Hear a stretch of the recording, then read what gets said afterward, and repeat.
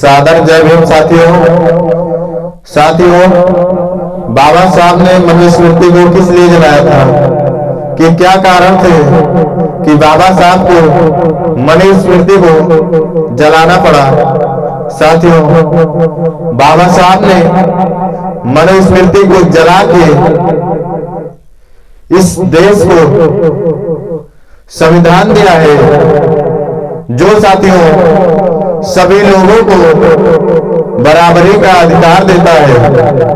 अगर साथियों मनुस्मृति उन विचारों को वापस लेके आ रही है जिसकी वजह से हमें हजारों साल शोषण झेलना पड़ा, तो साथियों हम मनुस्मृति को एक बार फिर से जलाएंगे।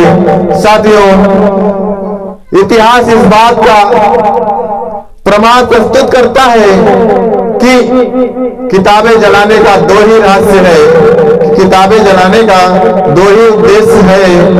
एक तो साथियों किताबें जलाई इसलिए जाती हैं ताकि किसी खास विचारधारा को ताकि किसी खास विचारधारा को नष्ट किया जाए, नष्ट कर दिया जाए। दूसरा साथियों, किताबें प्रतीकात्मक रूप से जलाई जाती हैं ताकि उनमें लिखे गए कंटेंट का विरोध किया जाए, उसमें लिखे गए आर्टिकल का विरोध किया जाए। तो साथियों बाबा साहब ने किताबें इसीलिए जलाई थी कि उसमें लिखे हुए कंटेंट जो थे वो अच्छे नहीं थे, इसलिए बाबा साहब ने मनुस्मृति को जलाया था।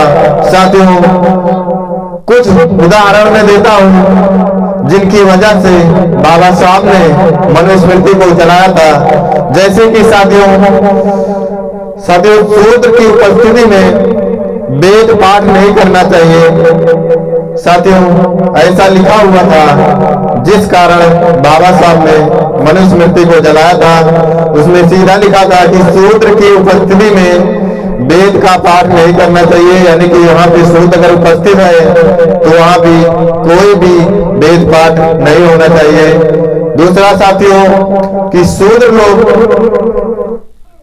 बस्ती के बीच में मकान नहीं बना सकते, वे गांव के किनारे किसी वृक्ष के नीचे या फिर शमशान में या पहाड़ के पास या जंगलों के पास बसकर अपने कर्मों द्वारा जीविका चलाए, ऐसा लिखा हुआ था साथियों उसमें। और साथियों लिखा था कि यदि यज्ञ अपूर्ण रह जाए तो वैश्य की असमर्थता में शूद्र का धन यज्ञ कराने के लिए छीन लेना चाहिए। ये सारी बातें मनुस्मृति में लिखी हुई है साथियों, जिनकी वजह से बाबा साहब ने मनुस्मृति को जलाया। और साथियों लिखा था कि शूद्रों को बुद्धि नहीं देनी चाहिए, यानी शूद्रों को ज्ञान नहीं देना चाहिए, उन्हें शिक्षा ग्रहण करने का अधिकार नहीं है। ऐसी बातें लिखी हुई थी मनुस्मृति में साथियों, जिसकी वजह से बाबा साहब को बहुत तकलीफ हुई।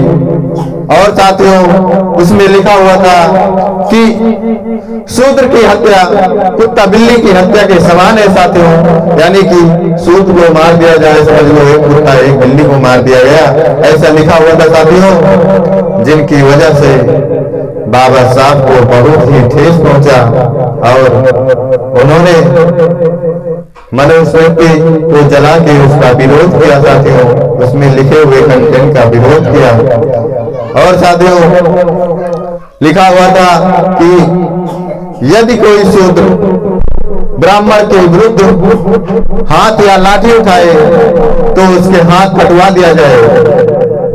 साथियों बहुत ही दर्दनाक घटना थी, बहुत ही दर्दनाक मनुस्मृति में लिखे हुए कंटेंट थे, जिनका विरोध बाबा साहब ने डटकर किया। और साथियों आपको तो पता ही है कि बाबा साहब ने कितने संघर्षों के बाद हमें ये हक और अधिकार दिलाए।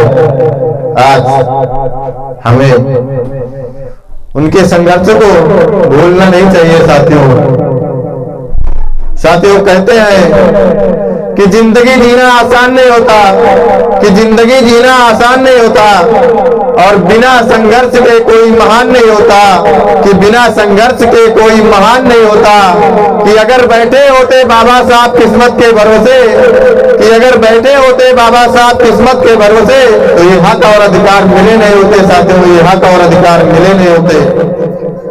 इसी के साथ जय भीम।